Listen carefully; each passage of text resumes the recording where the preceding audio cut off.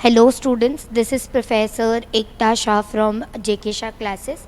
Today we are gonna discuss your June 2025 का paper, ठीक है, जो अभी ही रिसेंटली अपना हुआ है। आई गेस उसको होकर 5-7 दिन भी नहीं हुए हैं अभी।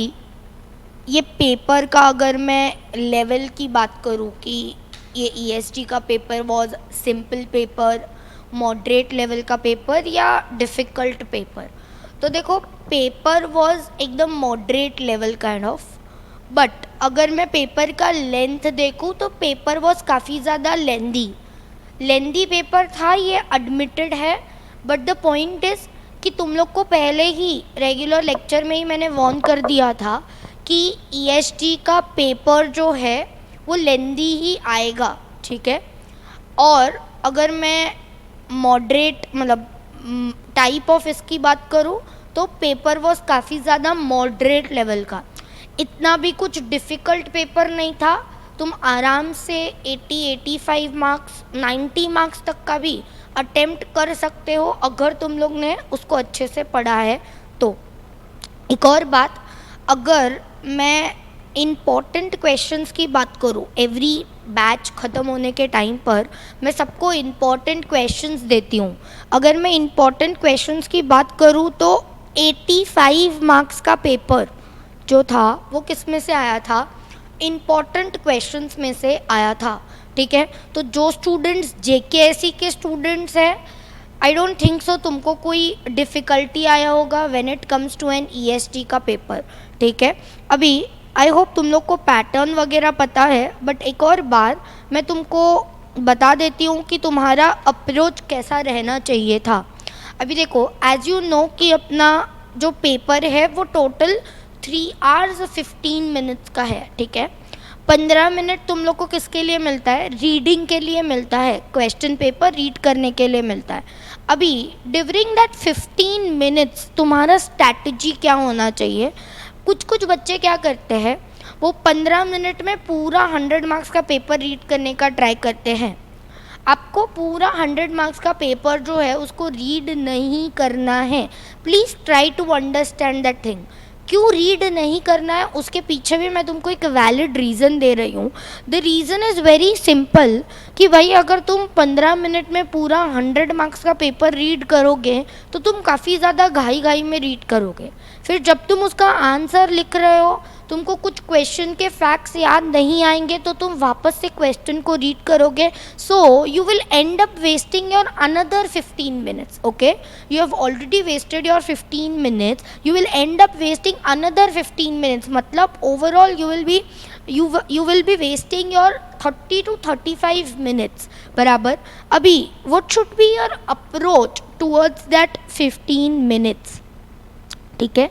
अभी अकॉर्डिंग टू मी ये 15 मिनट्स में तुमको सबसे पहले जो ऑप्शन में क्वेश्चंस आते हैं वो डिसाइड कर लो। अभी देखो, सिर्फ तुमको पूरे पेपर में 2 ही जगह पर ऑप्शन मिल रहा है। पहला ऑप्शन क्वेश्चन नंबर 4 में है, दूसरा ऑप्शन क्वेश्चन नंबर 5 में है, ठीक है। अभी क्वेश्चन नंबर 4 में तुमको पार्ट ए है वो, तो वहाँ पर ऑप्शन है, and question number 5 is risk management, तो वहाँ पर है। तुम पहले तो ये आइडेंटिफाई कर लो कि तुम क्वेश्चन 4 सॉल्व करोगे, क्वेश्चन 4A सॉल्व करोगे, या क्वेश्चन 5 सॉल्व करोगे, या क्वेश्चन 5A सॉल्व करोगे। तो यहाँ पर तुम्हारा 30 मार्क्स का हो जाएगा, ठीक है। यहाँ पर तुम्हारा कितने मार्क्स का हो जाएगा, 30 मार्क्स का हो जाएगा। उसके बाद what you can do is you can read your part C, ठीक है। you can read your part C which consists of 15 marks. Overall कितना मार्क्स हो गया, 45 मार्क्स हो गया। And then you can go ahead with question number मतलब 1, 2 and 3। उसके बाद उसके बाद जितना तुम्हारा होता है उतना रीड करो।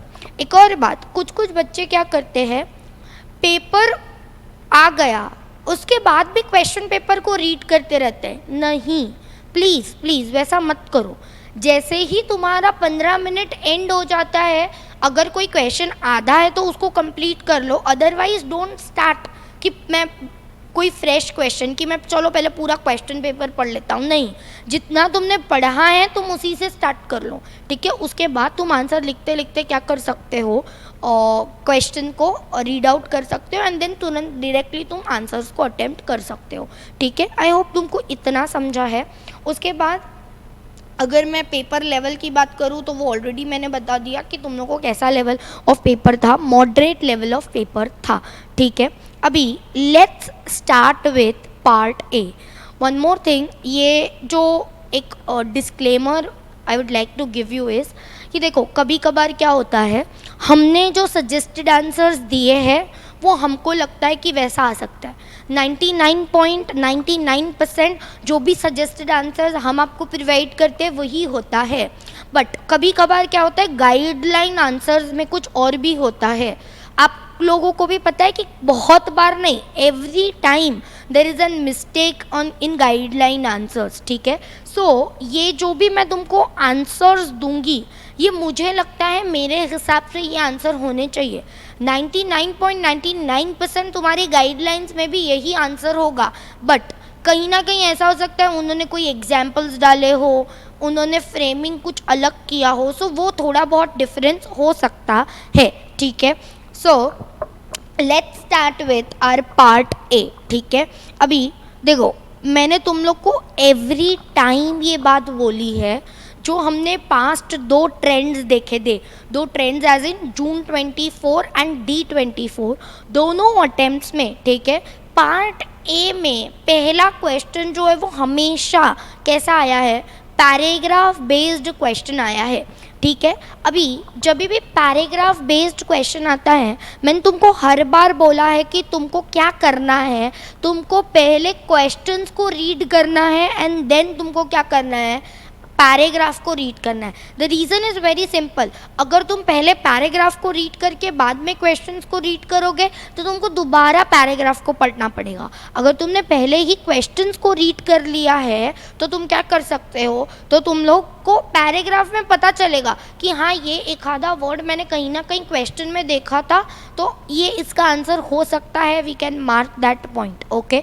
सो let's start with our part A. I hope तुम लोग को ये पता है कि पार्ट ए जो है दैट इज़ फॉर 65 मार्क्स, ठीक है, 65 मार्क्स का है। अगर मैं ऑप्शन क्वेश्चंस को पकड़ कर चलूँ तो वो कितने मार्क्स का है, 80 मार्क्स का है, ठीक है। क्वेश्चन नंबर 4 में यू गेट एन ऑप्शन, तो ऑप्शन क्वेश्चन का अगर मैं पकड़ के चलती हूँ तो वो कितने मार्क्स के लिए हो जाएगा, 80 मार्क्स के लिए हो जाएगा, ठीक है। अभी यहाँ पर let's read the questions, okay. अभी यहाँ पर क्या बोला है, question number 1A, with the reference to the provision of Companies Act 2013 and secretarial standards, you have to examine, what you have to examine, validity of objections of raised by SUFIL regarding the notice of the board meeting। अभी SUFIL करके कोई एक person होगा जिसने कुछ objections raise किए हैं। Now we have to identify कि क्या ऑब्जेक्शंस उसने रेस किए हैं एंड जो ऑब्जेक्शंस उसने रेस किए हैं वो वैलिड है या वैलिड नहीं है, ठीक है। ये तो जब हम पैराग्राफ पढ़ेंगे तो अपने को पता चलेगा, ठीक है। उसके बाद सेकेंड क्वेश्चन क्या बोल रहे हैं, outline the provisions under companies act 2013 regarding restriction. अभी तुमने दो वर्ड सुने होंगे, रेस्ट्रिक्शन एंड प्रोहिबिशन। रेस्ट्रिक्शन का मतलब क्या होता है, तुम कर सकते हो बट कुछ इफ्स एंड बट्स है। प्रोहिबिशन का मतलब क्या होता है, तुम कर ही नहीं सकते हो, ठीक है। तो यहाँ पर क्या बोला है, यहाँ पर रेस्ट्रिक्शन की बात हो रही है, restriction on employment and voting rights, okay. किसका एम्प्लॉयमेंट एंड वोटिंग राइट के रेस्ट्रिक्शन की बात कर रहे हैं, independent directors and their relatives, ठीक है। और तुमको कमेंट क्या करना है, ये प्रणयली करके एक पर्सन कोई तो है, क्या वो एलिजिबल है to be appointed as an ID. तुमको बताना है कि वो प्रणयली करके जो पर्सन है वो एज एन आईडी एलिजिबल है या नहीं है। अगेन ये केनाई से ये पैराग्राफ रीड करेंगे तो पता चलेगा। उसके बाद थर्ड क्वेश्चन क्या बोल रहे हैं, it is considered a good practice to designate an independent director as a lead independent director. Abhi, I hope you know the concept of lead independent director.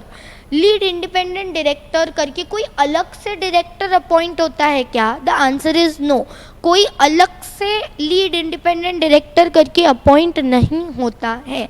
Can I say जो independent directors है उसी में से हम एक को designation देते हैं as a lead independent director. Again हम डेजिग्नेशन क्यों देते हैं? Just for accountability, just for transferability. ठीक है, अभी क्वेश्चन क्या पूछा है? Concept of independent lead independent director and their roles in the company. अभी मुझे एक बात बताओ, तुमको क्वेश्चन स्ट्रेट फॉरवर्ड पूछा है concept of lead independent director, क्या तुमको इसके लिए पैराग्राफ पढ़ने का ज़रूरत है? The answer is no. Can I say ये तो तुम्हारा डायरेक्ट क्वेश्चन है, you are not suppose to read the paragraph for this particular question. Am I correct? Okay, let's go to question number 4. आगे क्या बोल रहा है? इस preparation of annual report and ongoing project. Ongoing project and one time project का मतलब क्या होता है? ऑनगोइंग मतलब तुम पूरे साल थोड़ा थोड़ा काम करोगे. ऑन वन डे प्रोजेक्ट का मतलब क्या होता है? एक दिन बैठे, 2 दिन बैठे, 10 दिन बैठे और काम खत्म. यहाँ पर क्या बोल रहे हैं कि ये जो एनुअल रिपोर्ट है, क्या ये ऑनगोइंग प्रोजेक्ट है जो पूरे साल भर चलता है? तुमसे पूछ रहे हैं. Discuss the activities which secretarial department should follow in preparation of annual report. ऐसी कौन सी चीज़ें हैं जो सेक्रेटेरियल डिपार्टमेंट को फॉलो करनी चाहिए जब वो एनुअल रिपोर्ट बना रहे हैं? अब अगेन कहना है ये तुमको खुद से आंसर लिखना है, इसके लिए तुमको कोई पैराग्राफ की ज़रूरत नहीं है और ना कि इसका पैराग्राफ में कुछ कंटेंट रहेगा भी. तो कैन आई से थर्ड एंड फोर्थ क्वेश्चन मतलब सी एंड डी वाला जो क्वेश्चन है वो तुमको किससे लिखना है? खुद से लिखना है. तुमको उसका आंसर ऑलरेडी पता है, वो स्ट्रेट फॉरवर्ड क्वेश्चंस है. ठीक है, but can I say for paragraph number 1 and for paragraph number for question number 1 and for question number 2 मतलब for question A and question B you need to read the paragraph. Okay, I hope तुम लोग को question समझ में आया होगा. ठीक है, देखो ये जो पेपर डिस्कशन में है, पेपर डिस्कशन अभी मैं करूँगी, इसमें मैं तुमको बहुत सारी चीज़ों को रिकॉल भी करवाऊँगी. क्यों? बिकॉज तुमको पता चलेगा कि तुमको कोई कंसेप्ट याद आ रहा है, तुमको वो कंसेप्ट याद नहीं आ रहा है. तुमको ये भी पता चलेगा कि तुमको और कितनी मेहनत की ज़रूरत है. ठीक है, let's start with the paragraph. ठीक है, अभी देखो ये पर्टिकुलर एक कंपनी है. ठीक है, ये पर्टिकुलर कंपनी है, ये किस में है? एग्जीक्यूशंस, प्रोक्योरमेंट्स एंड कंस्ट्रक्शंस में है. ठीक है, अगेन क्या ये तुम्हारे लिए रेलेवेंट है? The answer is no. What is relevant for you कि भाई कंपनी जो है वो पब्लिक कंपनी है. क्या यहाँ पर लिस्टेड दिया है? The answer is no. तो क्या हम अज्यूम करेंगे? The answer is no. Okay, उसके बाद ये कुछ फैक्ट तुम्हारे लिए रेलेवेंट नहीं है. क्या तुम्हारे लिए ये फैक्ट रेलेवेंट है कि भाई उसका paid up share capital 500 crore है? द आंसर इज येस, ये तुम्हारे लिए रेलेवेंट हो सकता है. उसके बाद कंपनी का रजिस्टर्ड ऑफिस यहाँ पर है, नो नीड. उसके बाद ये पॉइंट तुम्हारे लिए रेलेवेंट है, ये एक LLP है, चार्टर्ड अकाउंटेंट फर्म है. ठीक है, वो कंपनी का क्या कर रही है? स्टैट्यूटरी ऑडिटर है. मतलब कहना है से वो स्टैट ऑडिट कर रही है. आई होप तुम लोग को डिफरेंस पता है between statutory audit and internal audit. Statutory audit का मतलब क्या होता है? पूरा साल ख़त्म होने के बाद, पूरा फाइनेंशियल ईयर ख़त्म होने के बाद हम क्या करते हैं? पूरे बुक्स ऑफ अकाउंट्स का ऑडिट करते हैं, उसको हम क्या बोलते हैं? Statutory audit.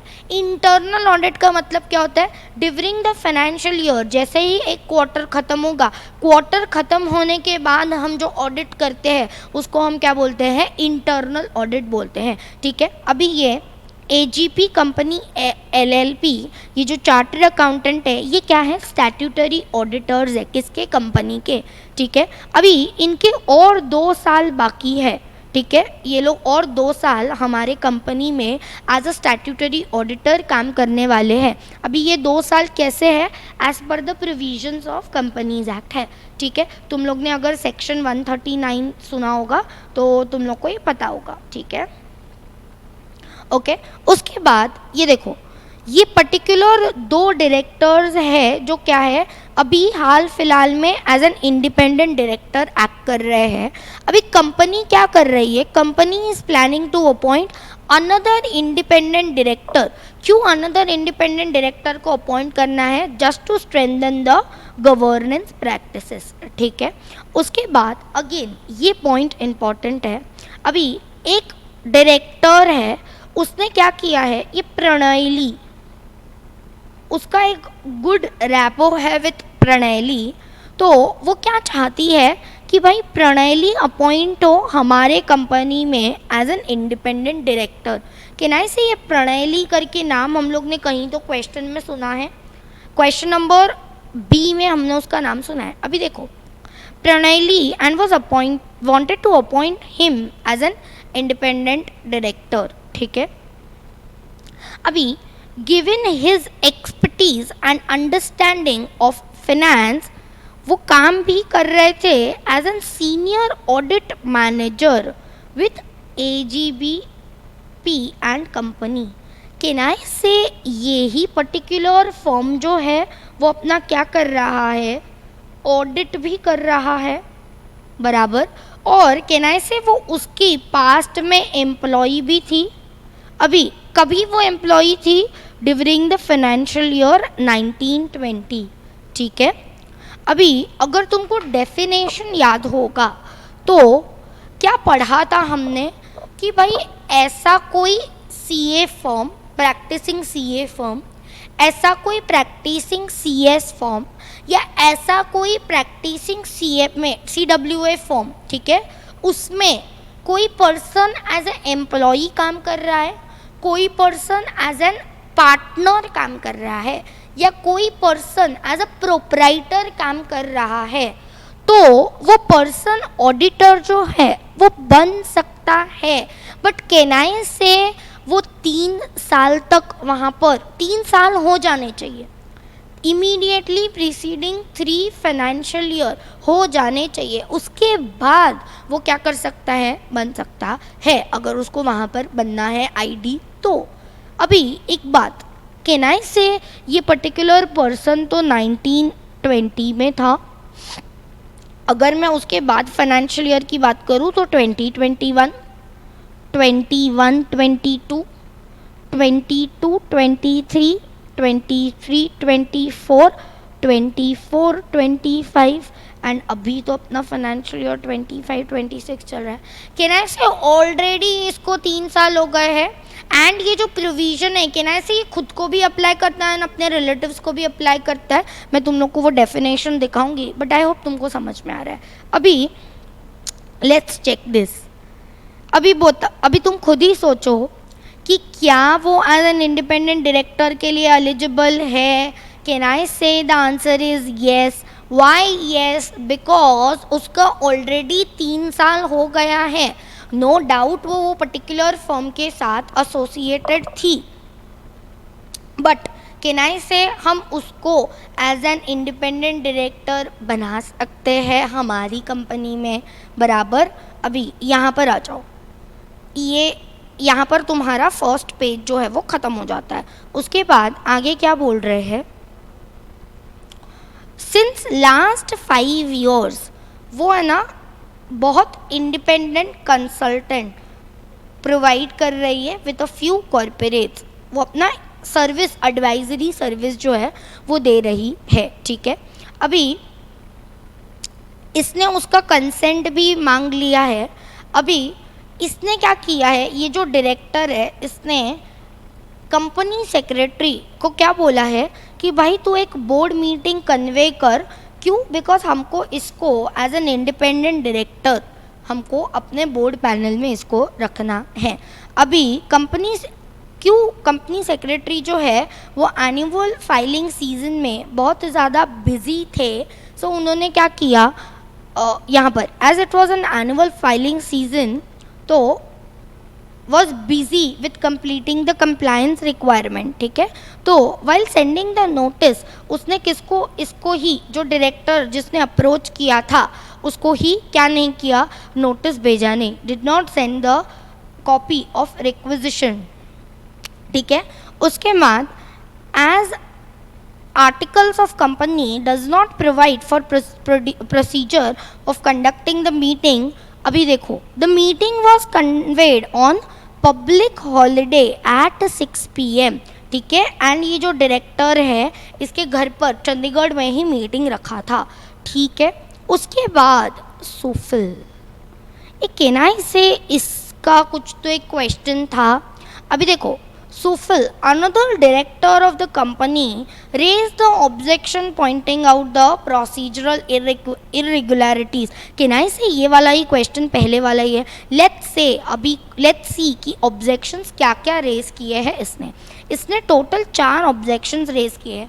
पहला ऑब्जेक्शन क्या है, notice didn't contain the serial number of the meeting.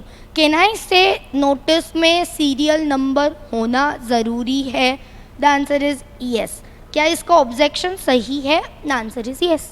Next क्या बोल रहे हैं, notice for served through courier rather than email और रजिस्टर्ड पोस्ट। कि ना से ये जो इसका ऑब्जेक्शन है ये वैलिड नहीं है। क्या हम notice courier, registered post, email address किसी से भी भेज सकते हैं? The answer is yes. तो ये इसका ऑब्जेक्शन वैलिड नहीं है। Third, meeting was conveyed on a public holiday after working hours. Very very very important provision. देखो अभी मैं तुमको 2 प्रोविजंस बता रही हूँ। एक provision which is related to board meeting and another provision which is related to annual general meeting. अभी क्वेश्चन में किसकी बात हो रही है? कि नहीं से क्वेश्चन में बात हो रहा है तुम्हारा बोर्ड मीटिंग का। तो अभी क्या प्रोविजन है मैं तुमको बताती हूँ। Don't worry, I give you the page numbers. जो भी तुम्हारे मॉड्यूल में पेज नंबर्स है मैं सब कुछ तुमको लिखवाऊंगी, but please understand the question first, okay. अभी देखो, कैन आई से जो फ्रेश बोर्ड मीटिंग है, फ्रेश बोर्ड मीटिंग मतलब क्या है? अगर तुमने नोटिस भेजा है और आज तुम्हारा बोर्ड मीटिंग हो रहा है, fresh board meeting can be held on a public holiday. What is the meaning of the word public holiday? 2nd October, 15 August, ये सारे are what? Public holidays, ठीक है। अभी प्रोविजन क्या बोलता है? As per secretarial standard 1, secretarial standard ये बोलता है कि बोर्ड मीटिंग जो है वो तुम्हारे नेशनल हॉलीडे पर हो सकती है। कैन आई से ये बोर्ड मीटिंग नेशनल हॉलीडे पर हो सकती है, ये अपने प्रोविजंस बोलते हैं।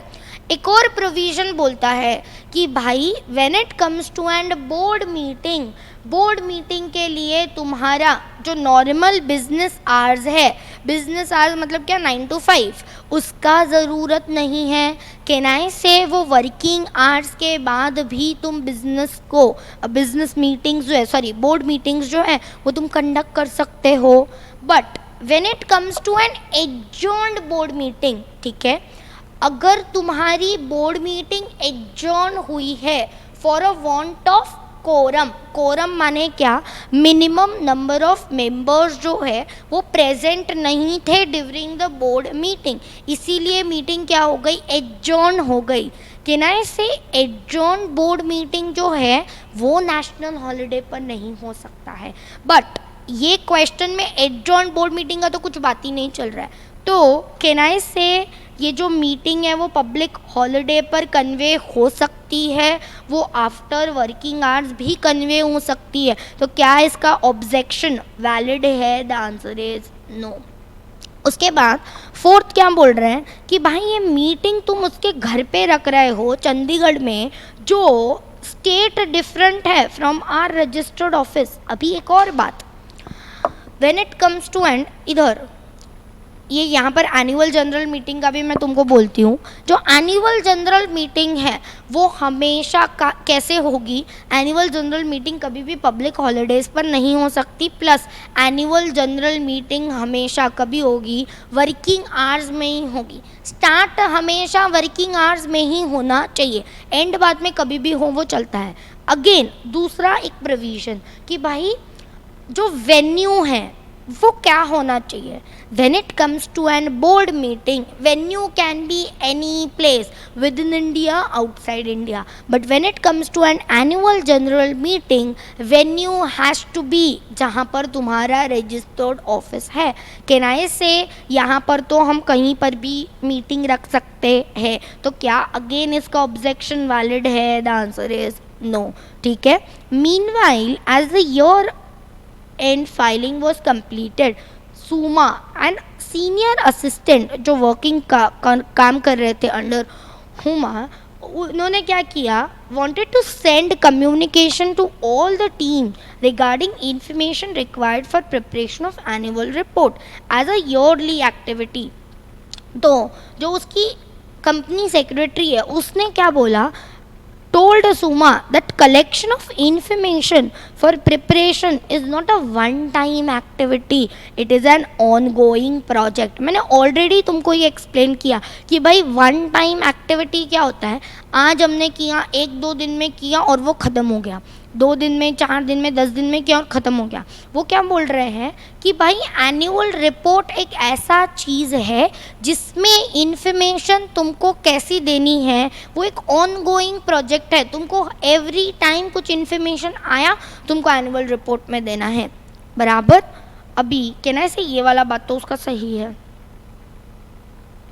अभी कहना है से अपने को चारों क्वेश्चंस के आंसर मिल गए. ए का आंसर मिल गया, बी का आंसर मिल गया, सी का तो कोई आंसर अपने को खुद से ही लिखना था, एंड डी का भी आंसर मिल गया.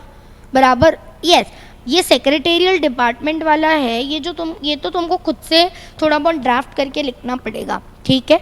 अभी लेट्स गो टू अपने मॉड्यूल में कौन से पेज नंबर पर कौन सा आंसर्स दिया गया है. ठीक है. आई होप तुम लोग को ये पूरा पैराग्राफ समझा होगा. ठीक है. अभी मैं तुमको मॉड्यूल पेज नंबर मार्किंग्स दे रही हूँ. ठीक है. मैंने तुमको पूरा सब कुछ एक्सप्लेन कर दिया है. Okay, let's go to. अभी पहला क्वेश्चन क्या पूछा था, पहला क्वेश्चन पूछा है ये जो सूफिल वाला था कि उसके ऑब्जेक्शंस करेक्ट है या नहीं है as per secretarial standard and as per companies act 2013. तो ये पहला क्या बोला है कि भाई notice didn't contain the serial number. क्या ये सही है? तो ये लेट्स सी. यस, वो जो है वो उसका ऑब्जेक्शन वैलिड है कि भाई नोटिस में क्या होना चाहिए, नोटिस में एवरी टाइम तुम्हारा सीरियल नंबर्स होने चाहिए. Let's come to module page number 215.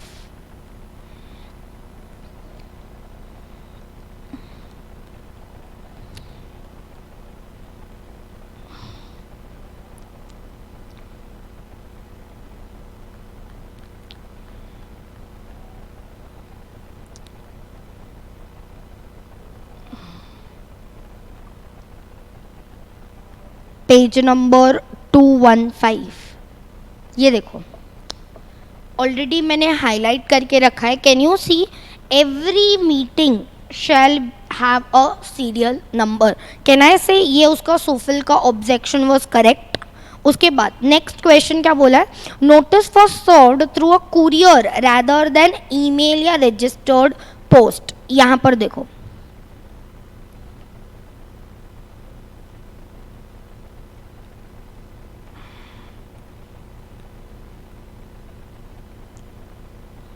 ये देखो, notice in writing of every meeting shall be given to every director by hand और बाय स्पीड पोस्ट और बाय रजिस्टर्ड पोस्ट और by email और any other electronic mode. ये अभी आजकल चलता नहीं है. ठीक है.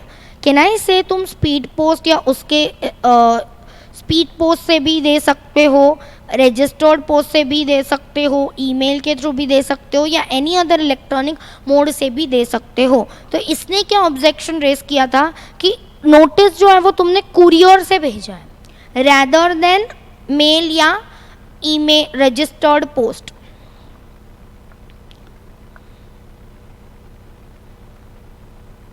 ठीक है.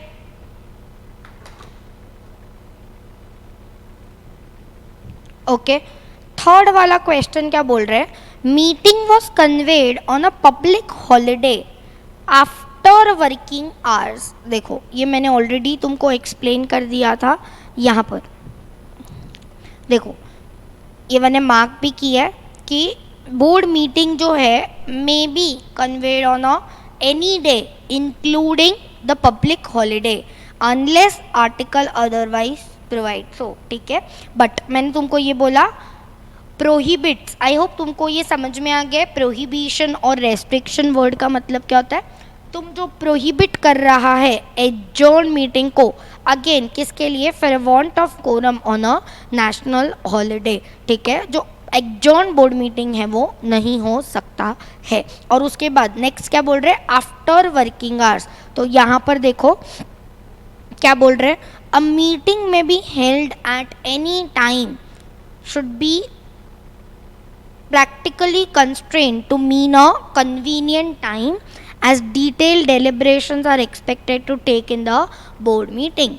It is desirable to have a meeting during working hours though the meeting may be continued beyond the working hours. तो ऐसा कोई ज़रूरी नहीं है कि भाई तुम लोग को क्या करना है, बिजनेस आवर्स या वर्किंग आवर्स में ही मीटिंग को कंडक्ट करना है। उसके बाद फोर्थ, मीटिंग जो है वो चंडीगढ़ हुआ था, उसके स्टेट जो है वो डिफरेंट था। तो यहाँ पर देखो यहाँ पर लिखा हुआ ही है, a meeting may be held on a registered office of the company और at any place including a remote place. समझ में आ रहा है, a meeting may be held in India, outside India, in case article provides for specific place और city which meeting should be held, the meeting should be held only at that place. अगर articles ने कुछ बोला है तो बात अलग है, बट कहना है से यहाँ पर तो वैसा कुछ था ही नहीं। आई होप तुमको क्वेश्चन नंबर 1 का आंसर समझा है। नेक्स्ट क्वेश्चन किसकी बात कर रहा है, ये page number 215 of module. Okay, second वाला क्वेश्चन किसकी बात कर रहा है, इंडिपेंडेंट डायरेक्टर की बात कर रहा है। ठीक है,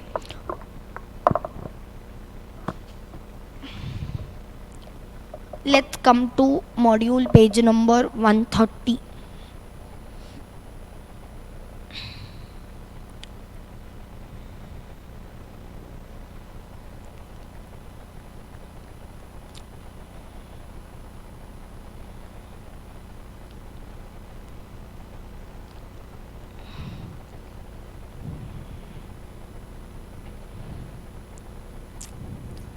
यहाँ पर देखो, who neither himself nor his relative, यहाँ पर बोला है एम्प्लॉई, प्रोप्राइटर, पार्टनर। कहना है से वो एम्प्लॉई थी free financial year immediately preceding 3 financial year में इन द फॉर्म ऑफ, यहाँ पर मार्क्ड है already, form of auditor, company secretary या कॉस्ट ऑडिटर। तो कहना है से वो फॉर्म ऑफ ऑडिटर था, करेक्ट। तो अगर इमीडिएटली प्रीसीडिंग 3 फाइनेंशियल ईयर्स है तो नहीं हो सकता है, बट कहना है से वो तो 1920 में थी, तो ये तुम्हारा आंसर होगा।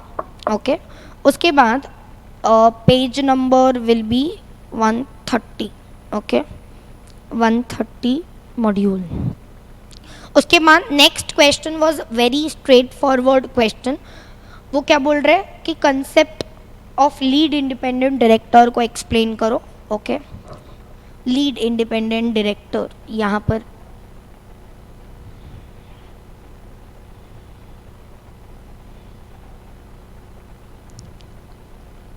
ये रहा, देखो ये पूरा कंसेप्ट है लीड इंडिपेंडेंट डायरेक्टर क्या होता है एंड उनके रोल्स क्या होंगे, role of lead independent director. Again page number क्या है, 143। तो ये तो स्ट्रेट फॉरवर्ड क्वेश्चन था फ्रॉम 143। मैंने भी तुमको एक्सप्लेन कर दिया था कि लीड इंडिपेंडेंट डायरेक्टर क्या होता है। ओके, अभी अगर मैं फोर्थ वाले क्वेश्चन की बात करूँ तो देखो फोर्थ वाले क्वेश्चन में क्या बोला है कि क्या एनुअल रिपोर्ट एक ऑनगोइंग एक्टिविटी है। The answer is yes, it's an ongoing activity. अभी वो क्या बोल रहे हैं कि discuss activities which secretarial department should follow for in preparation of annual report. अभी इसका कोई एक एग्जैक्ट आंसर नहीं हो सकता है, क्यों, बिकॉज देखो सेक्रेटेरियल डिपार्टमेंट जो है वो n नंबर ऑफ चीज़ें जो है वो तुमको देखने के लिए, मतलब उनको एज ए देखने के लिए करना पड़ता है। जैसे क्या, उनको हर डिपार्टमेंट से इंफॉर्मेशन को मंगाना होता है, उसके बाद टाइम टू टाइम कंप्लायंस हो रहा है कि नहीं हो रहा है वो देखना पड़ता है। उसके बाद अगर कोई डायरेक्टर्स ने कुछ कमेंट्स दिए हैं, कमेंट्स देने के बाद क्या वो काम हो रहा है या नहीं हो रहा है। तो मैं तुमको एक सैम्पल आंसर जो है वो एक ये बता सकती हूँ क्या हो सकता है इसका, कि भाई तुमको सबसे पहले तो सारी इन्फॉर्मेशन को क्या करना है, gathering of information. Wait,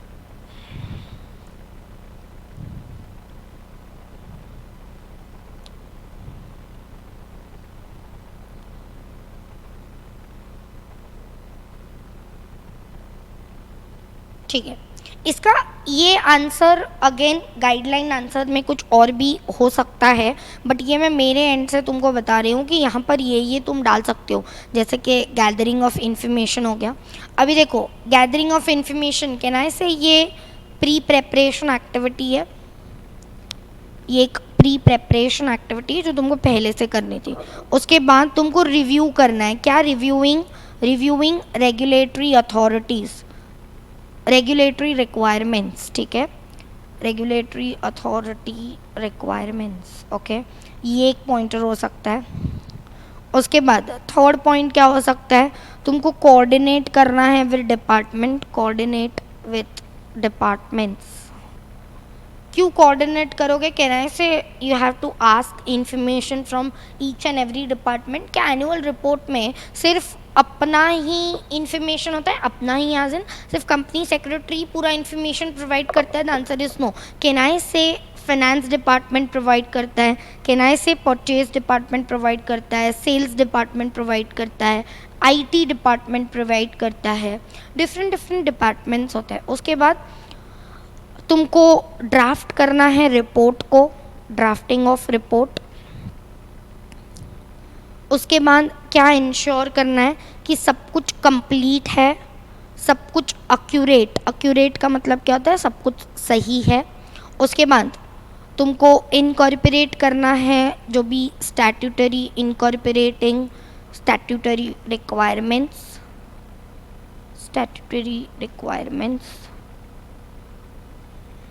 okay. उसके बाद तुमको डिज़ाइनिंग एंड फॉर्मेटिंग करना है, डिज़ाइनिंग एंड फॉर्मेटिंग किसका, एनुअल रिपोर्ट का,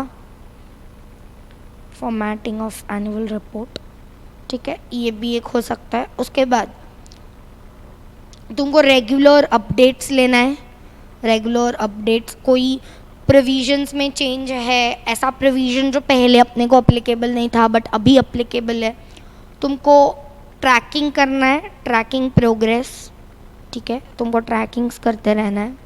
उसके बाद तुमको कोऑर्डिनेट करना है with stakeholders, coordinating with stakeholders, ठीक है। स्टेक होल्डर्स मतलब कौन, shareholders, customers, employees,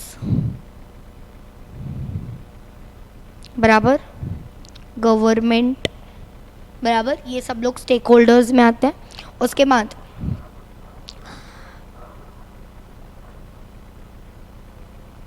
eleventh ensure करना है, इंश्योरिंग कंप्लायंस, सब कुछ प्रॉपर कंप्लायंस हो रहा है, ओके। उसके बाद तुमको सब कुछ मेंटेन करके रखना है, मेंटेनिंग द रिकॉर्ड्स, तुमको रिकॉर्ड्स को मेंटेन। अगेन ये जो मैंने तुमको लिखवा के दिया है ये मैंने मेरे हिसाब से आंसर एक ड्राफ्ट करके दिया है। अगेन सजेस्टेड आंसर में कम्प्लीटली कुछ और भी हो सकता है, but what I feel is कि अगर तुमने ये क्वेश्चन में तुम्हारे हिसाब से कुछ लिखा है you will get a marks. क्यों? बिकॉज देखो n नंबर ऑफ चीज़ें हैं जो हो सकती है, ज़रूरी नहीं है कि यही जो है वो हो, ओके। सो यहाँ पर आई होप तुमको क्वेश्चन नंबर 1 जो है वो क्लियर है, ठीक है। अभी let's go to question number 2। ये 20 मार्क्स का था। अगर मैं चैप्टर की बात करूँ, ये जो है वो चैप्टर नंबर 4 से था, चैप्टर 4।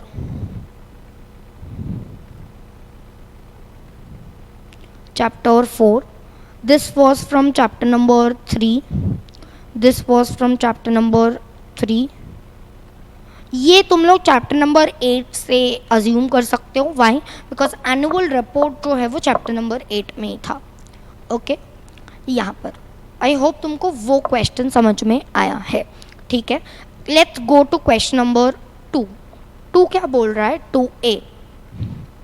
यहाँ पर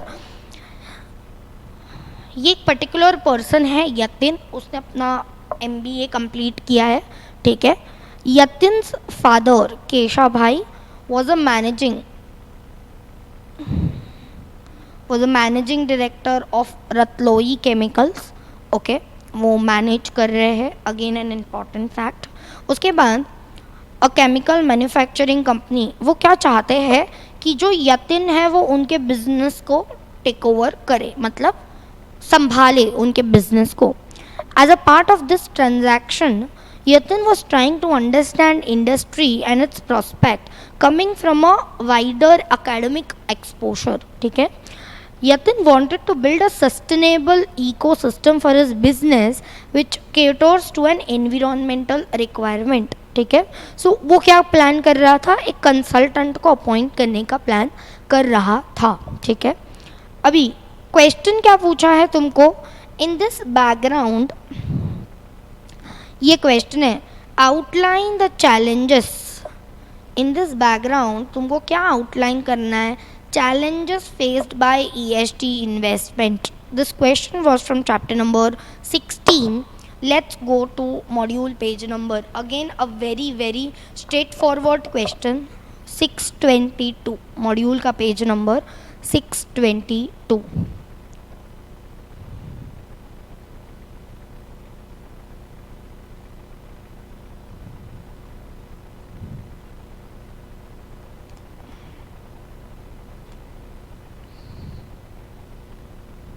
ये रहा, देखो. Can I say absence of quality data? क्यों क्वालिटी डेटा एब्सेंस है? बिकॉज ESG इन्वेस्टमेंट जो है ये इंडिया में एक न्यू कंसेप्ट है. अभी तक वो उतना डेवलप नहीं हुआ है, डेवलपिंग स्टेज पर है, इसीलिए क्वालिटी डेटा मिलना पॉसिबल नहीं है. कोई मेजरमेंट स्टैंडर्ड्स नहीं है. ठीक है, तो absence of measurement standards. Traditional mindset है आज भी लोगों के दिमाग में. लोग ये सोचते हैं कि वो एक एडिशनल एक्सपेंस है. ESG का अगर तुम कुछ करोगे तो कुछ तुमको बेनिफिट नहीं मिलने वाला है. Again, limited track record of ESG funds. क्यों लिमिटेड ट्रैक रिकॉर्ड है? तुम्हारे पास सिर्फ 2 से 3 या 5 साल का मैक्सिमम डेटा अवेलेबल है, बिकॉज वो एक नया कंसेप्ट है. जब भी कोई नया कंसेप्ट होता है तो उसका डेटा तुमको ईजीली नहीं मिलता है. And again, lack of awareness. तो लोगों के पास उसका कोई अवेयरनेस भी नहीं है, लोग उसको उतना सीरियसली नहीं लेते हैं. सो ये तुम्हारा आंसर था. ठीक है, अगेन स्ट्रेट फॉरवर्ड दिख रहा है तुमको. Many challenges that ESG investment currently facing, some of them are listed as below. Okay, I hope तुमको क्वेश्चन नंबर 2 जो है वो समझा होगा. This was from chapter number 16. Let's move ahead to another question. ठीक है, B. ये क्या बोल रहे हैं? ये कंपनी है जो मैन्युफैक्चर क्या कर रही है? कॉस्मेटिक्स. ठीक है, अभी ये कंपनी प्लान कर रही है फॉर एन IPO. ठीक है, अभी कंपनी के पास कितने स्टेक होल्डर्स है? Already more than 1000 stakeholders are expecting the number. Already more than 1000 तो ऑलरेडी है. ठीक है, और जैसे ही IPO आएगा वैसे ही कंपनी एक्सपेक्ट कर रही है कि ड्रास्टिकली बढ़ेगा. ठीक है, अभी ये जो मर्चेंट बैंकर या एडवाइज़र है जो IPO में है, उसने क्या बोला है कि कंपनी ने स्टेक होल्डर रिलेशनशिप कमेटी जो है वो नहीं बनाया है. और इन लोग के ऊपर ये अप्लीकेबल भी है. क्यों अप्लीकेबल है? Because already more than 1000 share holders है. तो ये लोग को क्या भरना पड़ेगा? पेनल्टी जो है, फाइन जो है वो भरना पड़ेगा. ठीक है, तुम क्वेश्चन क्या पूछा है तुमको कि भाई रिक्वायरमेंट क्या है फॉर कंस्टिट्यूटिंग SRC एंड उसका रोल क्या होगा? ये क्वेश्चन था तुम्हारा चैप्टर नंबर 5 से. Chapter number 5 page number 252।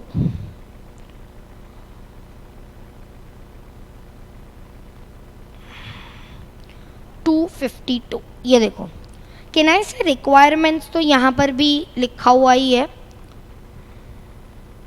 ये देखो यहाँ पर रिक्वायरमेंट्स है कि भाई अगर तुम्हारे पास more than 1000 share holders, debenture holders, deposit या अदर कोई सिक्योरिटी होल्डर है ड्यूरिंग अ फाइनेंशियल ईयर तो shall constitute a stake holder relationship committee. किनाए से इनका तो already more than 1000 share holders है ही, तो इनको कंस्टिट्यूट करना चाहिए था, इनका रिक्वायरमेंट्स तो है।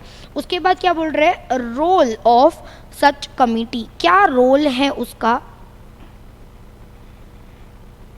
ये देखो यहाँ पर ये रोल है उनका, ग्रीवेंस को सॉल्व करना, एक्सरसाइज करना वोटिंग राइट्स, ठीक है, search standards adopted by listed entity, review करना various measures and initiatives taken, ठीक है, तो ये इनका रोल था। ओके, सो ये तुम्हारा आंसर था, ठीक है।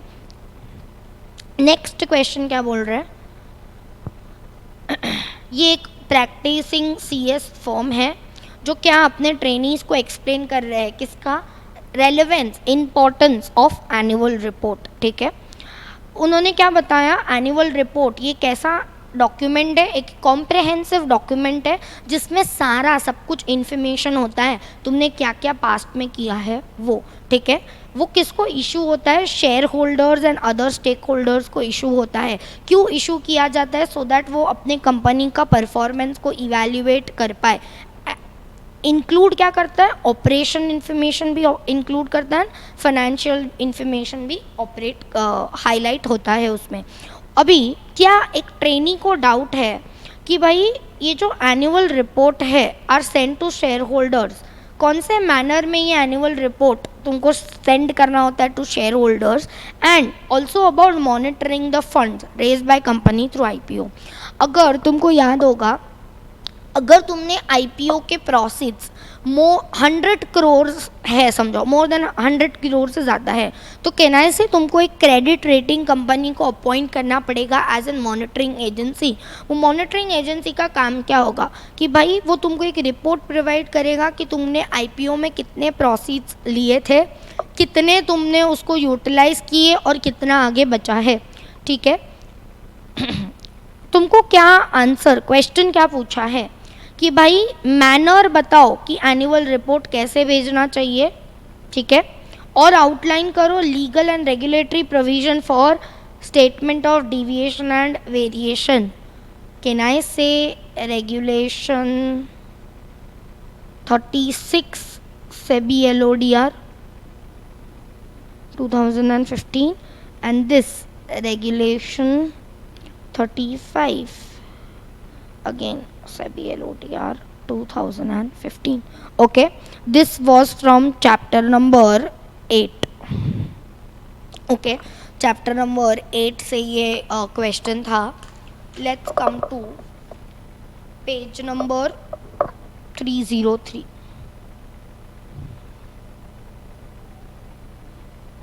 यहाँ पर 303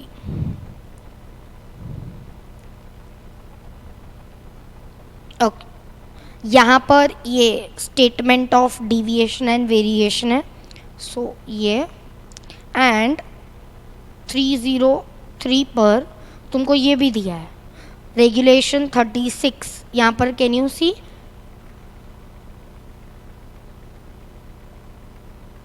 एनुअल रिपोर्ट तुमको सॉफ्ट कॉपीज़ भेजनी है, जिनका भी तुम्हारे पास ईमेल एड्रेस है तुमको हार्ड कॉपीज़ भेजनी है। अगर तुम्हारे पास उनका रजिस्टर्ड एड्रेस नहीं है, उसमें क्या रहेगा, सेलेंट फीचर्स रहेगा, तुमको हार्ड कॉपीज़ और फुल एनुअल कॉपीज़ भेजनी है अगर किसी ने रिक्वेस्ट किया है तो। या एनुअल रिपोर्ट तुमको कभी भेजना है, not less than 21 days before the annual general meeting.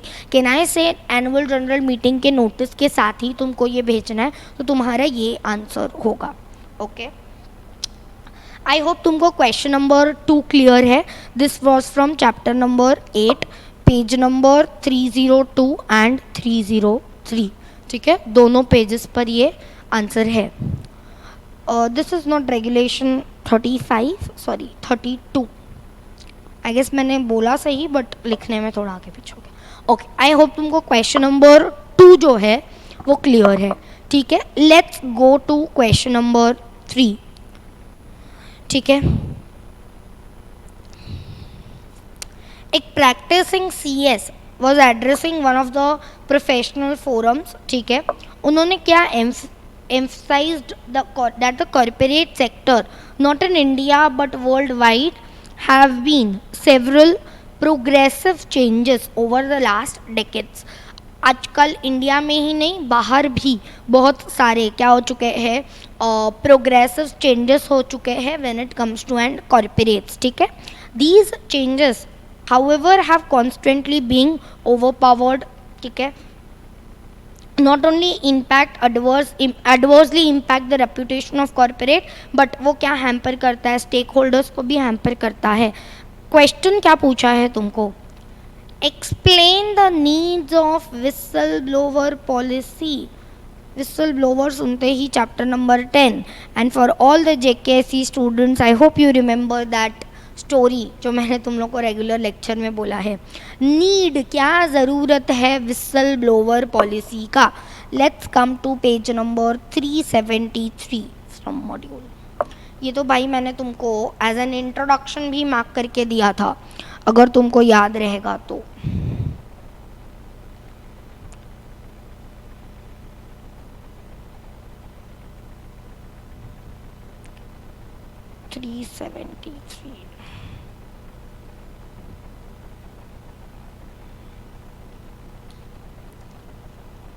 पहला ही क्वेश्चन है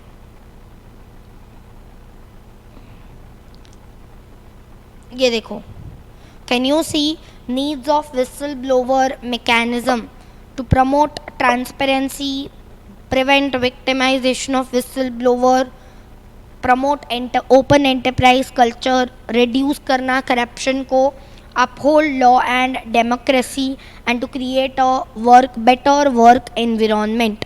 सो इसका answer will be this. Okay, किनाई से एकदम पपलू पपलू क्वेश्चंस पूछे हैं जो आराम से, अगर तुमने हेड पॉइंट्स अच्छे से पढ़े हैं तुमको कोई ईएसटी में फेल नहीं कर सकता है। समझ में आ रहा है? अभी नेक्स्ट क्वेश्चन क्या पूछा है, डिसीजन वेदर टू वोट और against the resolution by shareholders at annual general meeting, ये इंक्रीज हुआ है किसके वजह से, proxy adviser.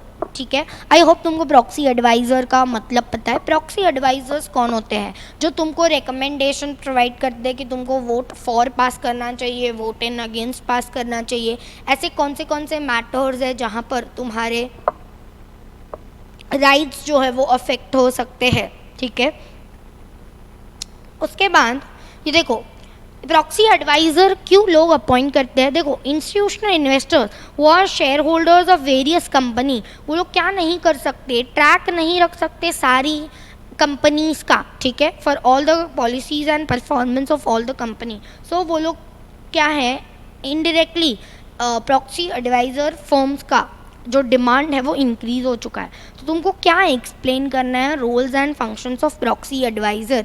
Again chapter number 16। ठीक है, चैप्टर नंबर 16 का ये क्वेश्चन है, पेज नंबर 611।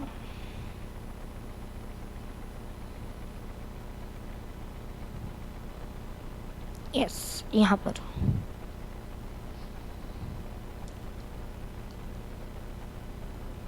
ये रहा, देखो फंक्शंस पूछा है तुमको, तो ये तुम्हारा आंसर होगा। मैंने ऑलरेडी ये तुमको इसमें ना आई गेस मैंने 7 to 8 पॉइंटर्स ऑलरेडी तुमको 5 मार्क्स के क्वेश्चन के हिसाब से मार्क करके दिए थे। सो this will be your question for that particular answer. ठीक है, फंक्शंस एंड रोल्स। ठीक है, ओके ठीक है, पेज नंबर 611। अभी मैं ये पूरा रीड नहीं कर रही हूँ, मैंने ऑलरेडी तुमको इसका मार्किंग्स प्रोवाइड किए हैं।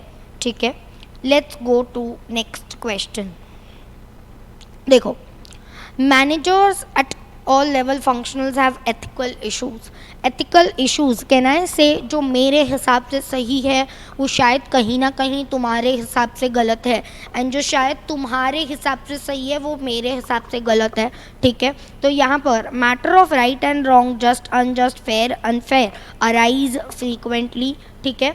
तो organization formulate both business and non-business guidelines in the form of code of conduct or code of ethics in the corporate code of conduct। तो तुमको क्वेश्चन क्या पूछा है, एक्सप्लेन करो similarities and distinction between code of conduct and code of ethics.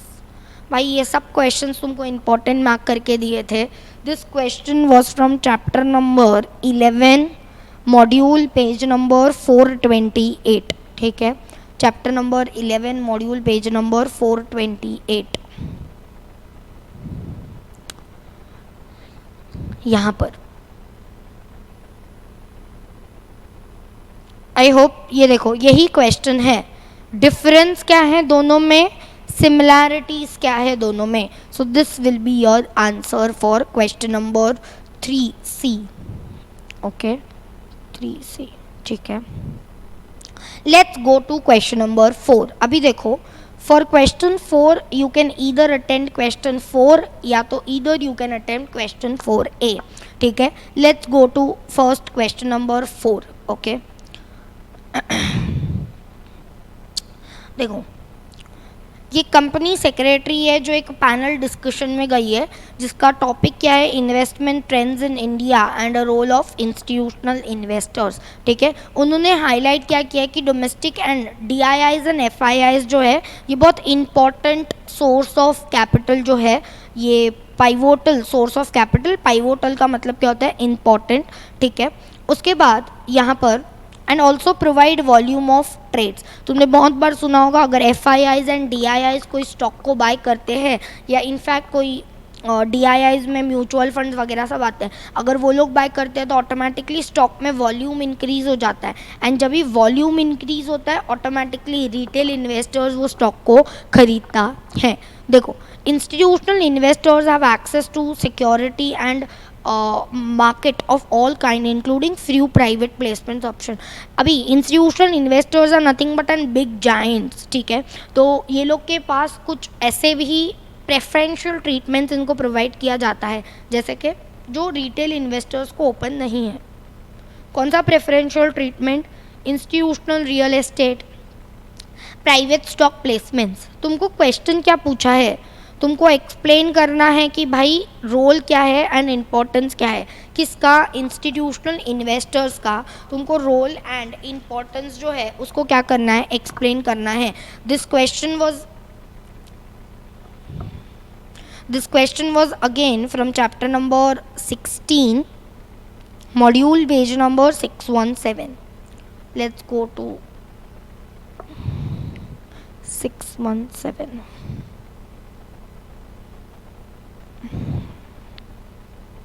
देखो, आई hope तुमको ये समझ में इम्पोर्टेंस ऑफ इंस्टीट्यूशनल इन्वेस्टर, ये एक इम्पॉर्टेंट सोर्स ऑफ कैपिटल है, बेनिफिट प्रोवाइड करता है टू इंडिविजुअल इन्वेस्टर एंड इनको प्रेफरेंशियल ट्रीटमेंट जो है वो मिलता है, ठीक है। So this was the answer, okay. Question में हिंट भी दे दिया था, क्वेश्चन में तुमको हिंट भी दे दिया था, ये दिख रहा है पाइवोटल, इम्पॉर्टेंट, पाइवोटल का मतलब इम्पॉर्टेंट ही होता है, इम्पॉर्टेंट सोर्स ऑफ कैपिटल, यही उसका पहला हेड पॉइंट था, ठीक है। यहाँ पर बी वाला क्वेश्चन, अभी ये कंपनी है जो लग्जरी प्रोडक्ट बनाती है, ठीक है। ये लोग प्लान कर रहे हैं IPO के लिए, ठीक है। तो ये लोग ने अपॉइंट किया है एक कंसल्टेंट फॉर IPO। तो अभी यहाँ पर क्या बोल रहे हैं, further clarify on a recommendation regarding separation of the role of chairman and CEO। देखते ही तुमको चैप्टर नंबर 3 याद आ जाना चाहिए, ठीक है। क्वेश्चन क्या पूछा है तुमको कि भाई तुम बताओ कि भाई provide for separation of role of chairman and CEO and circumstances कहाँ पर तुमको ये प्रोविज़न अप्लाई नहीं होता है। Paid up share capital and turnover वाला अगर तुमको लिमिट याद होगा तो अगेन ये मैंने तुमको इम्पोर्टेंट मार्क करके दिया है, सेक्शन 203 है ये 117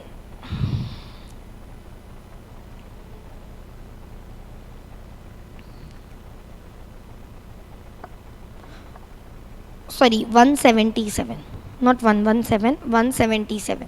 ये देखो तुम सेपरेशन ऑफ रोल लिख सकते हो, बेनिफिट लिख सकते हो, फिर ये वाला प्रोविजन इंपॉर्टेंट था, ठीक है, यहां पर ऐसी ड not apply to a public company, ठीक है, जिसका पेड अप शेयर कैपिटल कितना है 100 करोड़, टर्नओवर 1000 करोड़, वो एंगेज्ड है in multiple business and very important and हर एक का सीईओ अलग है, तो ये प्रोविजन उनके ऊपर अप्लाई नहीं करेगा। Section 203 sub section 1। So this will be your answer, ठीक है। ये उसके बेनिफिट्स है 5 और ये प्रोविजन जो अप्लाई नहीं करेगा। Again chapter number 3 page number 177 from module. Okay, next ये दो जन हैं जो IIT पास आउट्स है, ठीक है। इन्होंने अपना कपल ऑफ मंथ्स स्पेंड किया है in visiting various organizations and governance agencies. अभी देखो ये लोग ने एक्सप्लेन किया है to them waste management and refer to various scheme to manage and dispose of waste, ठीक है। अभी क्वेश्चन क्या पूछा है अगेन तुमको, explain various source of waste generation. Module chapter कौन सा है, chapter 15, module page number 573।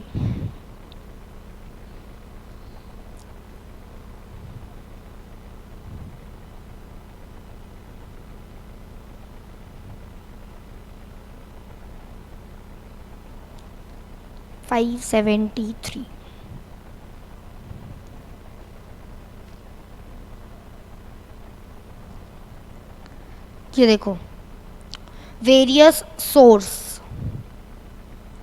Have been discussed briefly, ठीक है, वेस्ट जनरेशन में। यहाँ पर domestic waste, industrial waste, agriculture, commercial, फिर बायोडिग्रेडेबल, नॉन बायोडिग्रेडेबल। अभी देखो इसका आंसर तुमको थोड़ा क्रिस्प करके लिखना पड़ेगा, क्यों, बिकॉज सिर्फ 5 मार्क के लिए क्वेश्चन था, सो ये आंसर हो सकता है, ठीक है। अभी क्वेश्चन नंबर 4 ये था, let's go to question number 4A, ठीक है। 4A क्या बोल रहा है, ये पर्टिकुलर एक पर्सन है जो एक कंपनी में काम कर रहा है फ्रॉम लास्ट 10 ईयर्स, ठीक है। ये जो कंपनी है ये ओन किसकी है, प्रमोटर की है एंड उनके फैमिली की है। Due to personal reasons he wanted to relocate to Bangalore, ठीक है। अभी ये एक पर्सन है जिसने उसको ऑफर किया है ये कंपनी में as a compliance officer and company secretary. Question क्या पूछा है तुमसे, he was now moving to a professionally managed company। professionally managed company सुन के याद आ जाना चाहिए चैप्टर नंबर 7, ठीक है। whereas he was associated with a promoter driven company for quite some time। Advice करना है तुमको उसको, ठीक है। तो यहाँ पर answer will B page number 272, module page number 272।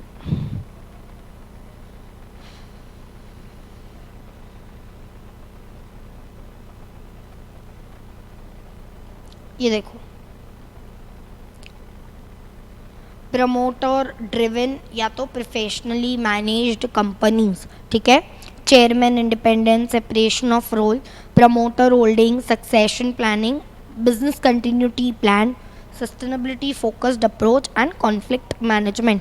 इसका आंसर कैसे क्या लिखना है ये भी मैंने तुमको लेक्चर में बताया था, ठीक है। Okay, let's go to next question. यहाँ पर क्या बोला है, company secretary can assist organisation, assist का मतलब क्या होता है, help, assist organization in building their climate governance infrastructure, explain. अभी देखो अगेन इसका कोई नो एग्जैक्ट आंसर, ठीक है, यहाँ पर ये तुमको थोड़ा बहुत खुद से ड्राफ्ट करके लिखना था, सो इसका कोई एग्जैक्ट पेज नंबर मैं तुमको नहीं बता सकती. ये देखो कोई एक मॉड्यूल की रैंडम लाइन है, वो लाइन उठा के तुमको चिपका दिया है, लास्ट में बोला है एक्सप्लेन.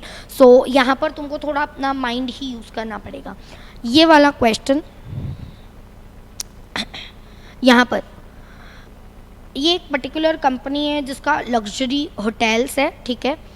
कंपनी का जो मैनेजमेंट है वो क्या प्लान कर रहा है, plan to expand operations to another country, ठीक है.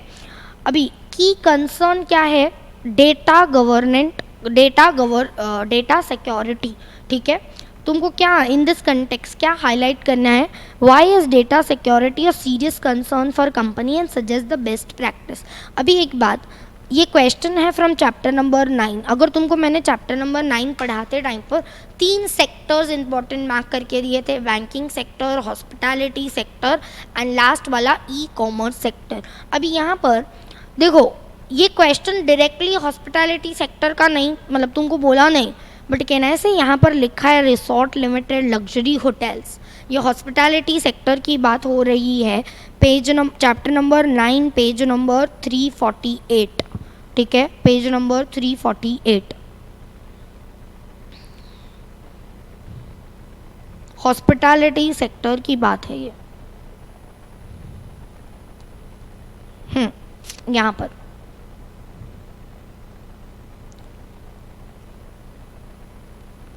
देखो, यहाँ पर इम्पोर्टेंस, ये वाला क्वेश्चन क्या पूछा है, data security a serious concern. यहाँ पर data security concerns in the hospitality sector, तो ये आएगा. एंड उसके बाद क्या पूछा है तुम लोग को, best practices, suggest best practices for data security, तो ये बेस्ट प्रैक्टिस है for data security in the hospitality sector, ठीक है. So this will be your answer, page number 348, okay. So with this we have completed your part A, ठीक है. अपना part A हो चुका है. मैंने तुमको हर क्वेश्चन को एक्सप्लेन किया है, हर क्वेश्चन का मैंने तुमको मॉड्यूल पेज नंबर दिया है. देखो मैं तुमको कोई जेकेएससी या कुछ नोट्स के पेज नंबर्स नहीं दे रही हूँ, बिकॉज प्रैक्टिकली अगर कोई स्टूडेंट ऐसा है जिसने जेकेएससी से नहीं पढ़ा है, या कुछ स्टूडेंट्स ऐसे भी होते हैं when it comes to and final कि वो लोग मॉड्यूल से पढ़ना प्रेफर करते हैं. सो मैंने तुमको मॉड्यूल के ही पेज नंबर्स दिए हैं सो दैट तुम सबको वो यूज़फुल हो, ठीक है. आई होप तुमको पार्ट ए जो है वो क्लियर है, ठीक है. अभी let's go to part B. अभी as you know that part B अपना कितने मार्क्स के लिए है, 20 मार्क्स के लिए है, ठीक है. बट अगर ऐसे देखने जाए तो 40 मार्क्स के लिए है, बिकॉज इसमें क्या है, ऑप्शन क्वेश्चंस भी है, ठीक है. अभी ऑप्शन क्वेश्चन है, इधर यू कैन अटेम्प्ट 5 और इधर यू कैन अटेम्प्ट 5A.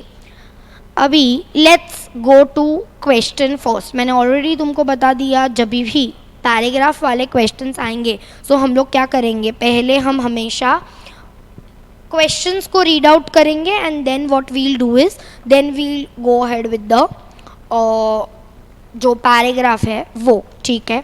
चलो let's read the question first and then we'll read out the paragraph, okay.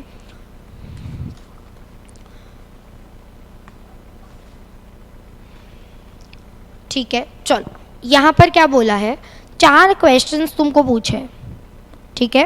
पहला क्वेश्चन क्या बोल रहे हैं, outline the actions which company should adopt for effective risk detention. Detention का मतलब क्या होता है, टू आइडेंटिफाई, ठीक है. कहना से ये तो अभी अपने को पढ़ेंगे तो पता चलेगा. उसके बाद तुमको एक्सप्लेन करना है risk analysis and step involve. कहना से ये तो डायरेक्ट क्वेश्चन है, डायरेक्ट क्वेश्चन है ये, कोई ज़रूरत नहीं है इसके लिए पैराग्राफ का. रिस्क एनालिसिस क्या होता है, सेकेंड स्टेप है, और क्या उसके स्टेप्स इन्वॉल्व है ये भी अपने को पता है. उसके बाद रेप्यूटेशनल रिस्क क्या होता है, स्ट्रेट फॉरवर्ड क्वेश्चन. उसके प्रिंसिपल्स क्या है, कैन आई से again a straight forward question, direct question है अगेन. उसके बाद क्या बोल रहे हैं, need and essential features of crisis management. अभी तुम लोग को आई होप ये पता है कि there is a difference between crisis management and risk management. Crisis का मतलब क्या होता है, जो अचानक से आया है, तुमने को पहले से पता नहीं है। रिस्क मैनेजमेंट का मतलब क्या होता है, तुम पहले उसको थोड़ा बहुत प्रेडिक्ट करके रख रहे हो कि आज से 6 महीने बाद ये होने वाला है।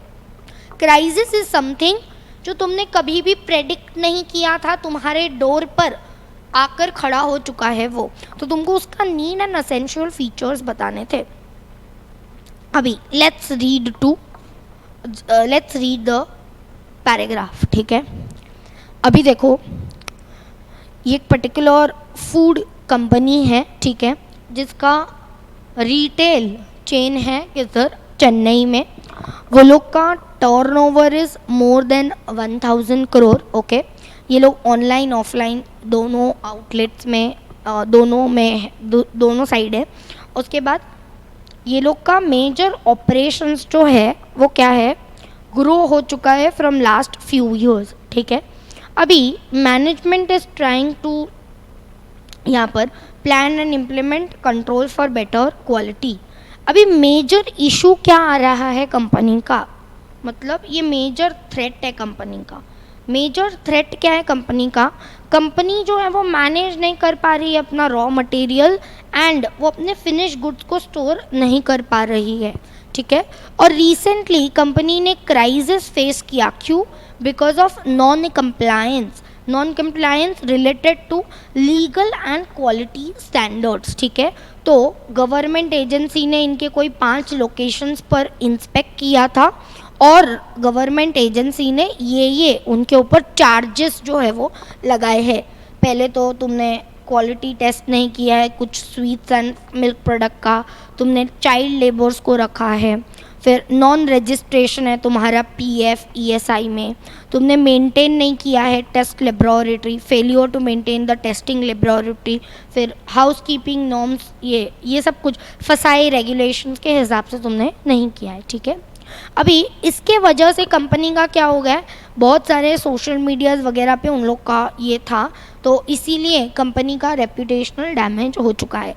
इसके वजह से कंपनी ने बहुत फाइन्स एंड इनका लॉस भी हुआ है, ठीक है। तो company management has been force to shut several outlets, उसके वजह से कुछ आउटलेट्स बोले कि भाई बंद कर दो, ठीक है। और उसके वजह से फाइनेंशियल लॉस हुआ है, सिग्निफिकेंट मीडिया या रेपुटेशनल डैमेज ये सब हो चुका है, ठीक है। अभी कंपनी मैनेजमेंट जो है has called a high level management meeting to design a strategy to address the present crisis. अभी जो क्राइसिस हुआ है उसका एक स्ट्रैटेजी बनाओ कि भाई अभी इसमें से हम कैसे बाहर आ सकते हैं, ठीक है।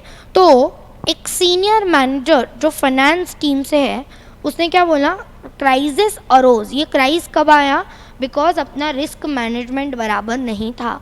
तो कंपनी को क्या बोल रहा है कि भाई तुम अपॉइंट करो एक professional, the company should appoint a professional who provide a robust list of potential risk. अभी देखो ऐसी robust list of potential risk का मतलब क्या होता है, एक ऐसे इंसान को अपॉइंट करो जो तुमको बताए कि भाई आने वाले टाइम में तुमको ये रिस्क जो है वो फेस हो सकता है बिकॉज ऑफ दीज थिंग्स, ठीक है, that impacts the so and so, ठीक है। ये एक प्रेनू करके वो company secretary and risk management professional है, उसको बोला है कि भाई तू एक कॉम्प्रहेंसिव रिस्क मैनेजमेंट प्लान बना। अभी अगर मैं तुमको एक बात बताऊँ तो when it comes to and this paragraph and this questions, तो ये पैराग्राफ एंड क्वेश्चन का कोई लेना देना डाला ही नहीं है ये लोग ने, ठीक है। अभी यही बोला कि कंपनी जो है वो बहुत बड़ी कंपनी है, इनका ऑनलाइन ऑफलाइन ये है, फिर कंपनी जो है उसके ऊपर सडनली क्राइसिस आ गया। क्यों क्राइसिस आ गया, बिकॉज उनकी कुछ चीज़ें बराबर नहीं थी, उसके वजह से कंपनी को बहुत ज़्यादा लॉस हो गया। एंड अल्टीमेटली यही बोल रहे हैं कि अभी एक प्रोफेशनल को अपॉइंट किया, वो प्रोफेशनल अपॉइंट भी हो चुका है। अभी अगर मैं क्वेश्चंस देखूँ ना तो क्वेश्चंस उसके आगे पीछे भी नहीं है। अगर मैं क्वेश्चन 1 को देखूँ, जो हम लोग ने क्वेश्चन 1 सॉल्व किया, जैसे कि वो सोफिल वाला क्वेश्चन था, प्रणेली वाला क्वेश्चन था, वो कहीं ना कहीं रिलेटेड था टू द पैराग्राफ। अभी when it comes to an question number 5 मुझे ये कोई भी हद तक रिलेटेड नहीं लग रहा है, ठीक है, बट फिर भी I will give you the answers which I feel. अभी देखो, outline the actions which company should take for an effective risk retention. तो अकॉर्डिंग टू मी यहाँ पर तुम्हारा फर्स्ट स्टेप आना चाहिए कि first you should identify the risk, ठीक है। Second, you do an proper risk analysis. Third, you do an risk assessment. Fourth, you do handling of risk, मतलब क्या तुम रिस्क को रिटेन कर सकते हो, क्या तुम रिस्क को कम कर सकते हो, क्या तुम रिस्क को शेयर कर सकते हो, क्या तुम रिस्क को कंबाइन कर सकते हो, क्या तुम रिस्क को हेज कर सकते हो। ये सारे हैंडलिंग ऑफ रिस्क में तुम डाल सकते हो। एक और बात, इसके अलावा भी कुछ और आंसर हो सकता है, but when it comes to an paragraph मुझे इसका कोई एग्जैक्ट आंसर तुम्हारे इसमें दिखा नहीं। अभी when it comes to an question number 2, ये तो स्ट्रेट फॉरवर्ड क्वेश्चन है। Let's come to page number 658।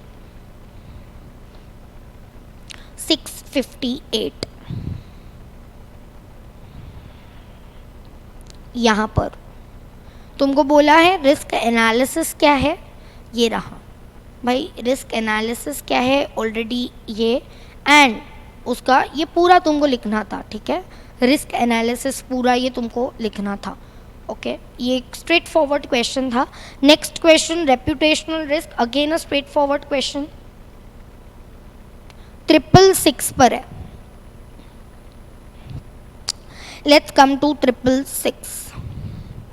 यहाँ पर आई होप तुमको रेप्यूटेशनल रिस्क, क्या क्या रेप्यूटेशनल रिस्क के वजह से हो सकता है, ब्रांड वैल्यू कम हो सकता है, शेयर वैल्यू कम हो सकता है, स्ट्रेटेजिक रिलेशनशिप्स खराब हो सकते हैं, stringent norms regulate recruitment to fetch the quality staff. उसके बाद तुमको रिस्क मैनेजमेंट, ये देखो तुमको ये भी पूछा है, principles to manage the reputational risk management, ठीक है, यहाँ पर भी है। For managing the reputational risk following are the principles, ये कुछ क्या है उसके प्रिंसिपल्स है, okay. So this will be the answer. अभी when it comes to an fourth question, again अगर मैं फोर्थ क्वेश्चन की बात करूँ तो देखो, नीड जो क्राइसिस मैनेजमेंट है, अपने बुक में क्राइसिस मैनेजमेंट में सिर्फ 3 ही टॉपिक्स दिया है। पहला टॉपिक है कि क्राइसिस मैनेजमेंट क्या होता है, दूसरा टॉपिक इस क्राइसिस मैनेजमेंट कितने टाइप्स के होते हैं, नेचुरल हो गया, टेक्नोलॉजिकल हो गया, कन्फ्रंटेशनल हो गया, र्यूमर्स हो गया, ये कुछ टाइप्स हैं।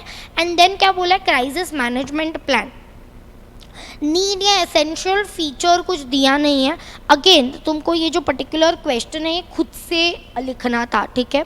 अभी क्राइसिस मैनेजमेंट की नीड या ज़रूरत क्या हो सकती है, कैन आई से, अगर तुम्हारे पास ऑलरेडी क्राइसिस मैनेजमेंट प्लान है तो तुम्हारा जो सडन चीज़ आने वाली है, एज इन जो लॉस होने वाला है वो कम होगा, जो मैनेजमेंट है वो पहले से प्रिपेयर्ड रहेगा, एम्प्लॉयज़ जो है वो पहले से प्रिपेयर्ड रहेंगे।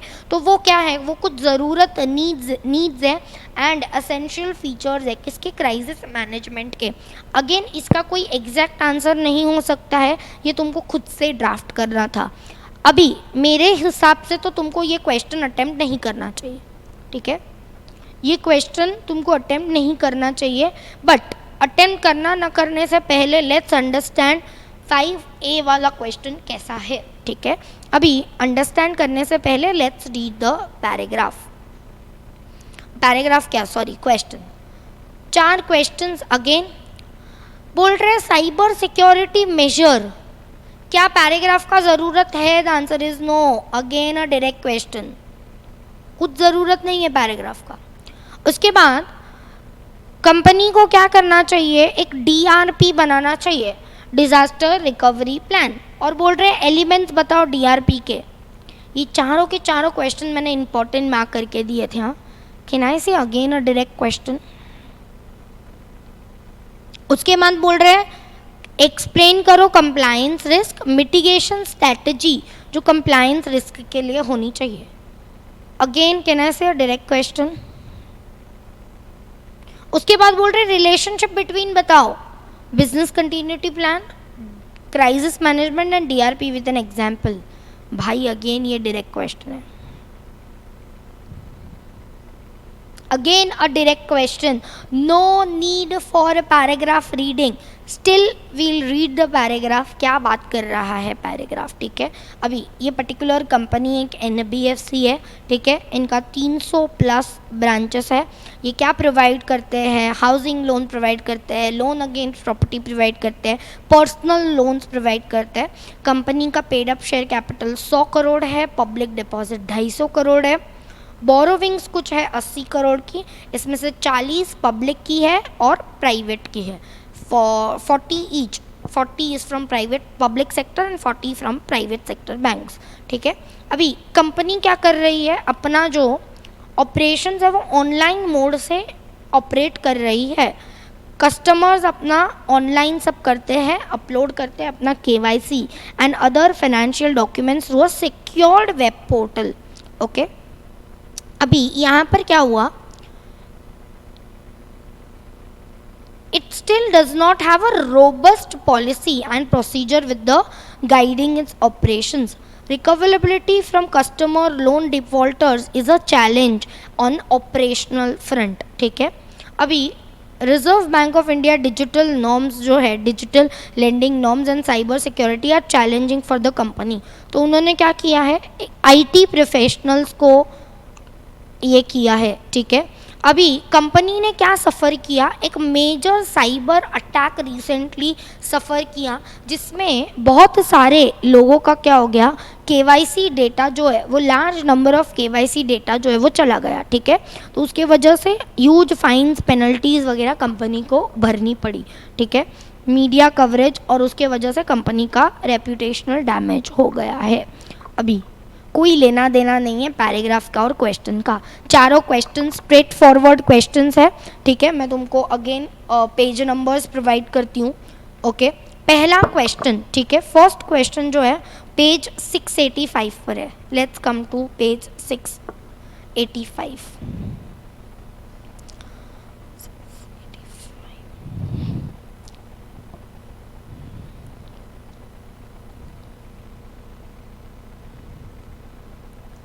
ये देखो, साइबर सिक्योरिटी मेजर्स, ठीक है, ये कुछ मेजर्स है, स्ट्रेट फॉरवर्ड क्वेश्चन, 5 मार्क्स।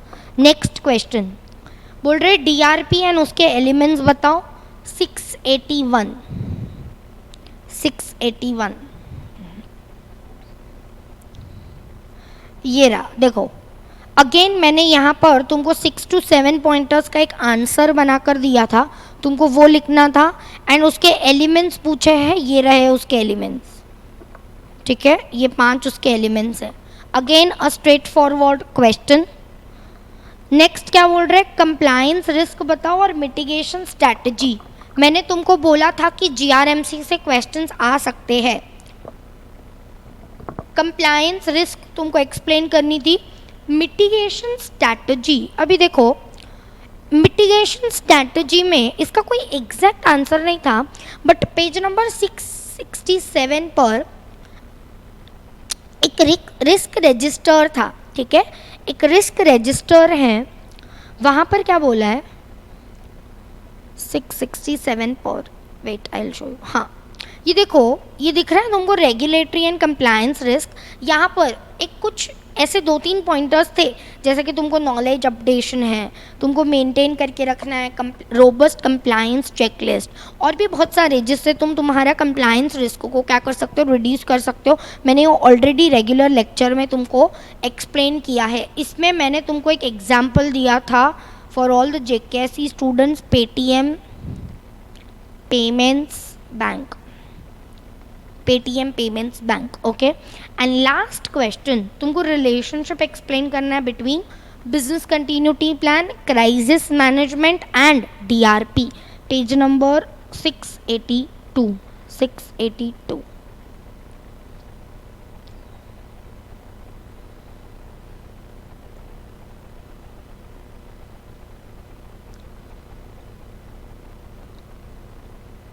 ये रहा, देखो रिलेशनशिप, और तुमको एग्जाम्पल के साथ एक्सप्लेन करना है, मॉड्यूल में एग्जाम्पल भी दिया है।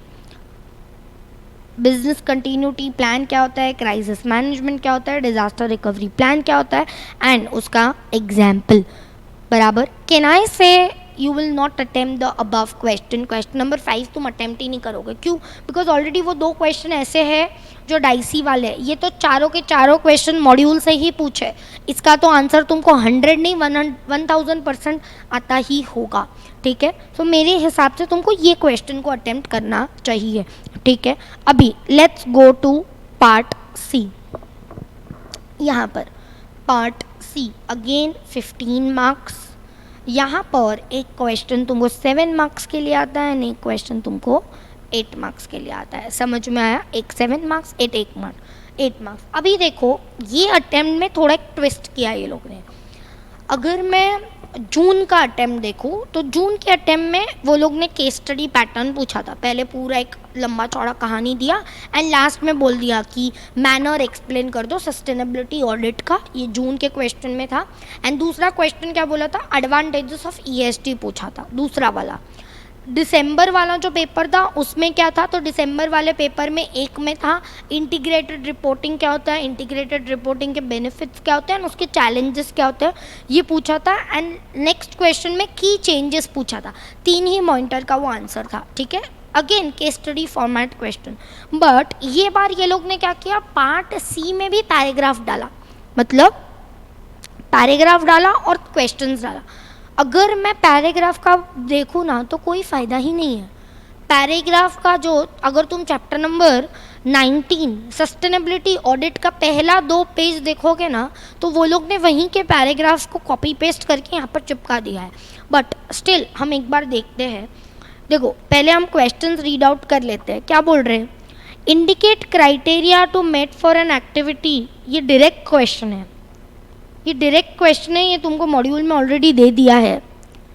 स्ट्रक्चर्ड फ्रेमवर्क सस्टेनेबिलिटी ऑडिट का, again direct question, again a direct question. ठीक है, नेक्स्ट क्या पूछ रहे हैं कि भाई इंटीग्रेटेड रिपोर्टिंग क्या होता है. होप तुम लोग को पता है.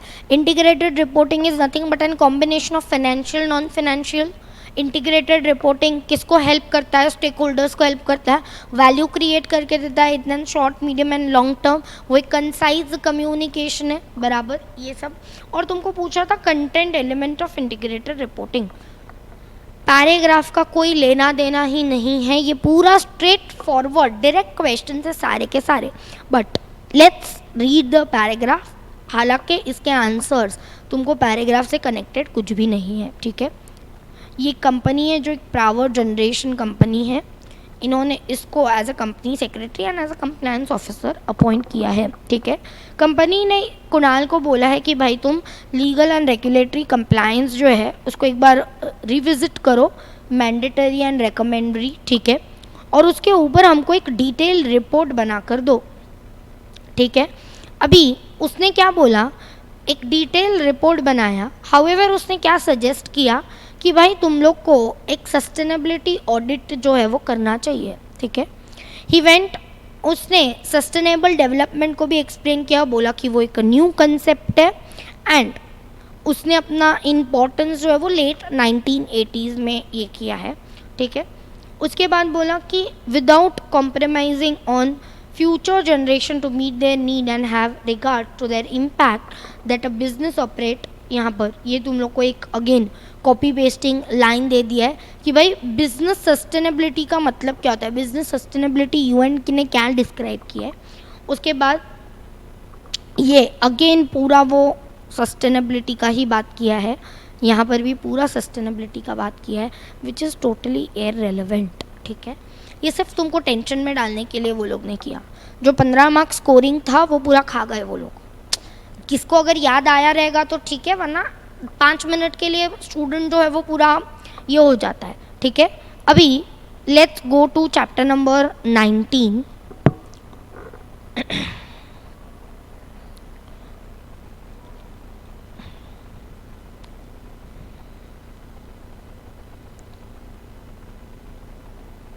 ये देखो, ये उसका आंसर है. क्वेश्चन में देखो तुमसे यही पूछा है उसने, A program or activity which is considered as sustainable. This will be your answer. Okay, तो इसका पेज नंबर क्या है? 725. So this question was from page number 725 module. दूसरा क्वेश्चन पूछा था स्ट्रक्चर्ड फ्रेमवर्क. ये रहा, नीचे ही है, ये रहा. Structured framework, plan and preparation, data collection and analysis, assessment and evaluation, report generation, implementation and monitoring. Page number 728. Module page number 728. कौन से चैप्टर से क्वेश्चन था? Chapter number 19. दूसरा पूछा था ये चैप्टर नंबर 20. दूसरा क्वेश्चन पूछा था इंटीग्रेटेड रिपोर्टिंग का मतलब क्या होता है एंड उसके कंटेंट एलिमेंट्स क्या है. Content elements of integrated reporting. Integrated reporting का मतलब तुमको दिया है page number 774 and content element is 778.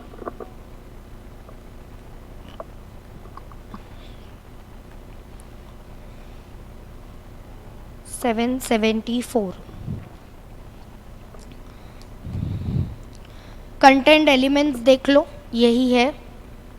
Actually ये क्वेश्चन इनको नहीं पूछना चाहिए था, ये पूरा क्वेश्चन आंसर फॉर्मेट है. ये कंटेंट एलिमेंट्स है, ठीक है. So this will be your answer, ठीक है.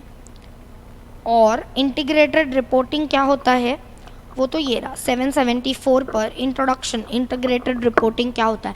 यहाँ पर मैंने अगेन तुमको 4 से 5 पॉइंट मार्क करवा के दिए थे एज एन इंट्रोडक्शन, तो वो तुमको लिखना था एज एन इंटीग्रेटेड रिपोर्टिंग, ठीक है. सो ये तुम्हारा पेपर था, ठीक है. आई होप तुमको क्वेश्चन समझ में आया होगा. अभी देखो 85 मार्क्स का paper was from important questions, ठीक है. अभी इसमें से सिर्फ 2 से 3 क्वेश्चंस ऐसे थे जिसमें तुमको एक्चुअली तुम्हारे माइंड का यूज़ करना था, ठीक है.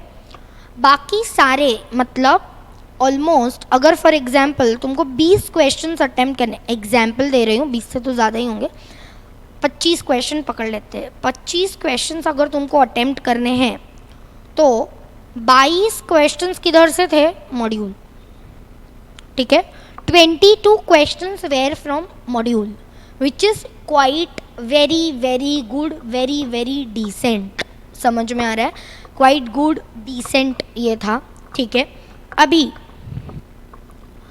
रही बात पेपर की, तो मैंने ऑलरेडी बता दिया मॉडरेट लेवल का था. एक और बात which I wanted to tell you is ये पेपर क्यों डिस्कशन किया है, सो दैट तुमको ये पता चले कि इंस्टीट्यूट कैसा पेपर लेकर आ रहे हैं एवरी अटेम्प्ट.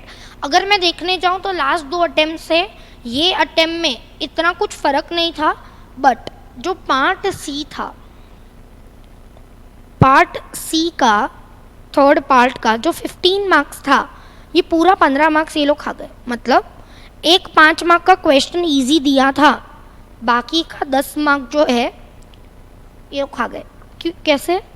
एक तो ये कंटेंट एलिमेंट पूछ लिया जबकि ये पूरा क्वेश्चन है, ठीक है. और एक ये क्वेश्चन पूछ लिया कि भाई क्राइटेरिया बताओ. मेजॉरिटी ऑफ स्टूडेंट्स ने ये नहीं किया होगा जितना तक मुझे पता है, तो ये 10 मार्क का एक ये हो गया. But on the other hand part A और पार्ट बी बहुत ज़्यादा सिंपल दिया था, ठीक है.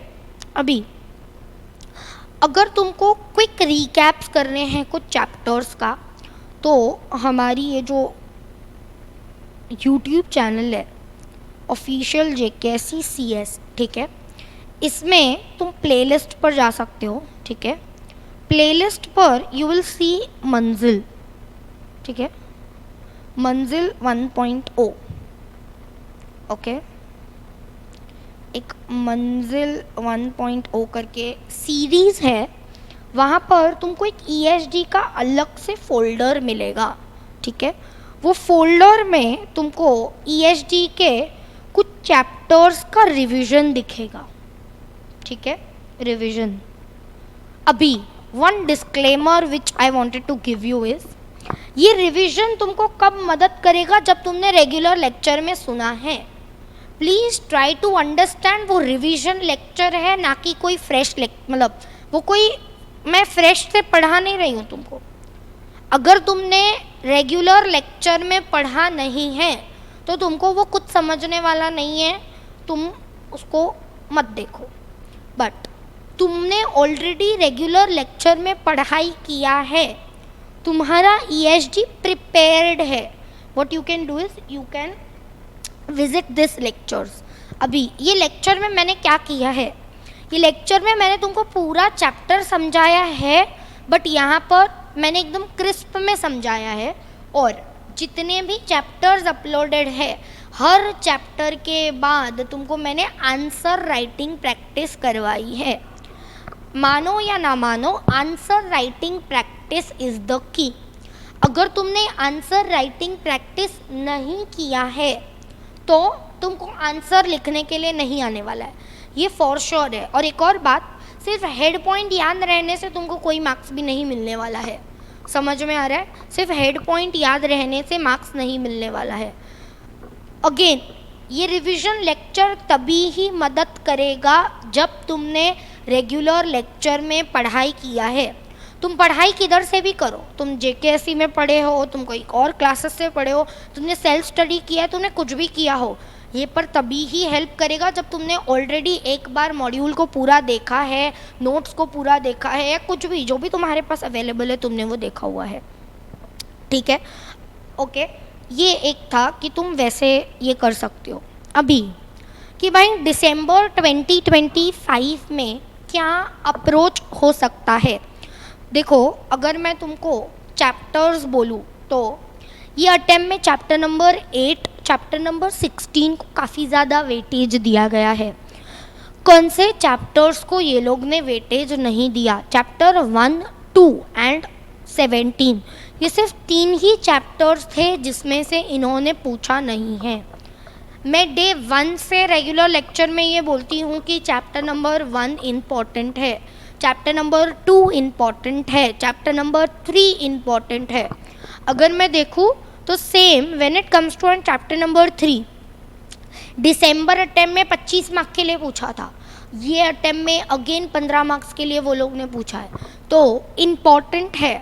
एक बात, अभी तुमको किसके ऊपर फोकस करना चाहिए, कौन से ऐसे चैप्टर्स है जिस पे यू शुड फोकस?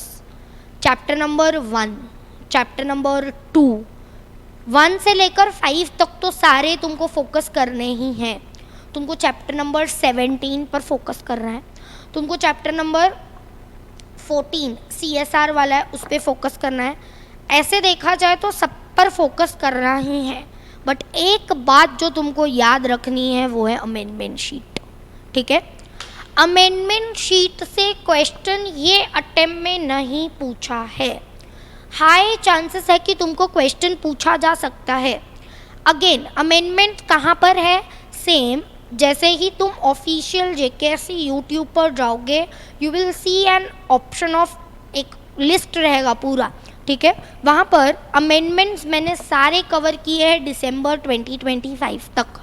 कौन से अमेंडमेंट्स इंपॉर्टेंट है जो एग्जाम में आ सकते हैं? 100% क्वेश्चन अमेंडमेंट शीट से दिसंबर अटेम्प्ट में आ सकता है। पहला क्वेश्चन CSRD करके एक न्यू टॉपिक है, न्यू कंसेप्ट है चैप्टर नंबर 1 में। अगर वो लोग को चैप्टर नंबर 1 पूछना है, 100% चैप्टर नंबर 1 से तुमको वो क्वेश्चन आ सकता है। समझ में आ रहा है? उसके बाद BRSR कोर। अभी BRSR कोर की अगर मैं बात करूँ तो BRSR कोर जो था वो चैप्टर नंबर 19 में कुछ और था तुम्हारे मॉड्यूल में, एंड चैप्टर नंबर 8 में कुछ और था। ये लोग ने अभी चैप्टर नंबर 19 में भी वो चेंजेस कर दिया है। पूरे के पूरा amendment sheet is extremely important and you cannot miss on this topic, these two topics।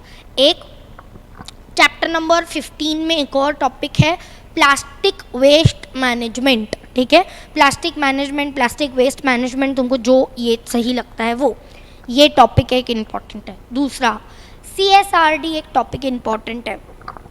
तीसरा BRSR कोर इम्पॉर्टेंट है। एंड चौथा चैप्टर नंबर 9 में एक digital personal data protection act, digital personal data protection act का applicability and non applicability दिया है। Again a very very very important topic which you can get in your examination.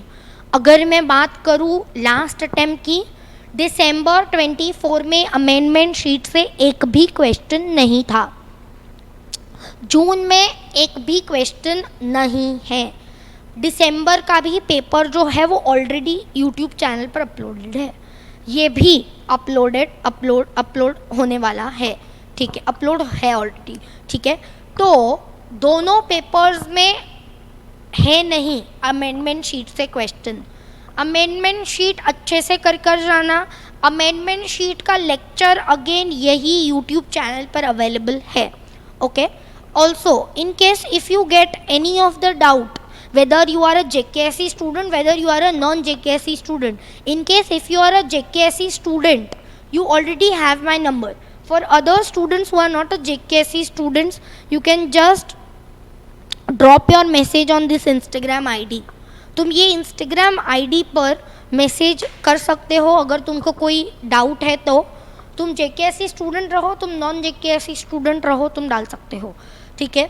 Also let us know अगर तुमको कोई ESD में कुछ और चीज़ें चाहिए जो तुम लोग को हेल्प कर सकता है इन योर प्रेपरेशन, ठीक है।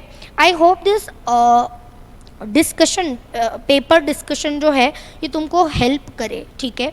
एक और बात, ये पेपर डिस्कशन सिर्फ और सिर्फ तुम्हारे कॉन्फिडेंस को इंक्रीज़ करने के लिए है। सेकंड, ये तुमको एनालिसिस करने के लिए है कि तुम कहाँ पर स्टैंड कर रहे हो, तुमको और कितनी मेहनत की ज़रूरत है, समझ में आ रहा है। इससे तुमको ये पता चलेगा कि तुमको और कितना मेहनत करना है, समझ में आ रहा है, ओके।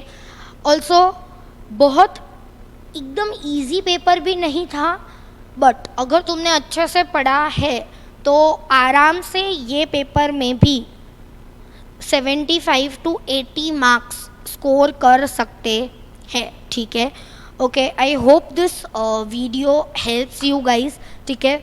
और अगर किसको ये है तो please description, not description box, comment box जो है वहाँ पर तुम टाइम स्टैम्प्स भी डाल सकते हो। अगर तुमको फ्यूचर में कभी कुछ रेफरेंस लगता है, चुपचाप वो टाइम स्टैम्प पर जाओ, वो उतना सा पार्ट देख लो and then you are good to go, ठीक है, ओके।